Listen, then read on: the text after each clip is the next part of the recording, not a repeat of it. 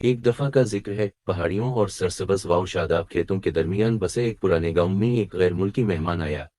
گاؤں اپنے نرم دل لوگوں کے لیے جانا جاتا تھا، اور یہ دورہ ان کی مہمان نوازی میں ایک نئے باب کا اضافہ کرنے والا تھا۔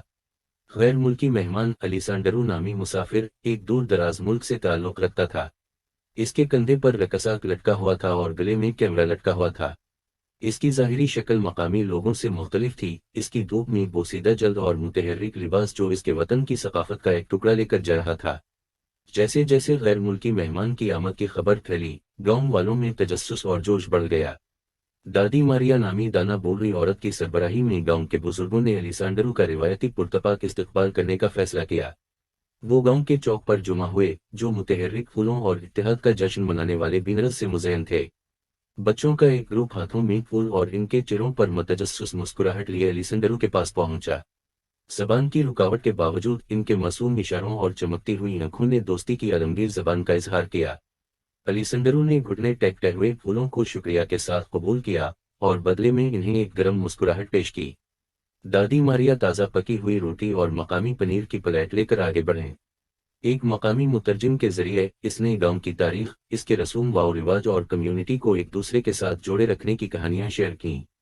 الیسانڈرو نے غور سے سنا، اس کی آنکھیں شیئر کی جانے والی کہانیوں میں حقیقی دلچسپی کی عکاسی کرتی تھیں۔ اپنے قیام کے دوران الیسانڈرو گاؤں کی روزمرہ کی زندگی کا حصہ بن گیا۔ اس نے کسانوں کو ان کے کھیتوں کی طرف توجہ دلانے میں مدد کی، خواتین کے ساتھ ان کے روایتی بُنائی سیشن میں شامل ہوئے، اور یہاں تک کہ گاؤں کے باورچیوں کے ساتھ کھانا پکانے کے لیے کچھ مقامی ترکیب بھی سیکھیں۔ الیسانڈرو کے ساتھ ہر تعامل ایک سیکھنے کا تجربہ تھا، جو ثقافتوں کے درمیان خلیج کو ختم کرتا تھا اور تعلق کے گہرے احساس کو فروغ دیتا تھا۔ جیسے ہی الیسانڈرو کی روانگی کی تاریخ قریب آ رہی تھی، گاؤں والے اکٹھے ہو کر الوداعی جشن کا اہتمام کرتے تھے جیسا کہ کوئی اور نہیں تھا۔ رنگین سٹریمرز نے گاؤں کے اسکوائر کو سجایا، اور ایک دعوت تیار کی گئی، جس میں الیسانڈرو کے آبائی وطن اور گاؤں دونوں کے بہترین پکوانوں کی نمائش کی گئی۔ موسیقی اور رقص کی پرفارمنس نے روایات کو ملایا، خوشی اور اتحاد کا ماحول پیدا کیا۔ الوداعی تقریر کے دوران الیسانڈرو نے اپنے قیام کے دوران اس مہربانی اور گرم جوشی کا اظہار کیا۔ اس نے بتایا کہ وہ کس طرح ایک اجنبی کے طور پر گاؤں آیا تھا، لیکن ایک دوست کی طرح یادوں کے ساتھ جا رہا تھا جو ہمیشہ کے لیے اس کے دل میں ایک خاص مقام رکھتی ہے۔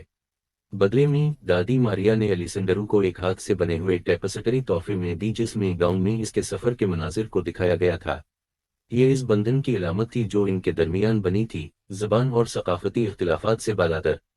جیسے ہی الیسانڈرو نے اپنا آخری الوداع کہا، گاؤں والوں نے لہرایا اور خوشی منائی، ان کے دل کامیابی کے احساس سے بھر گئے۔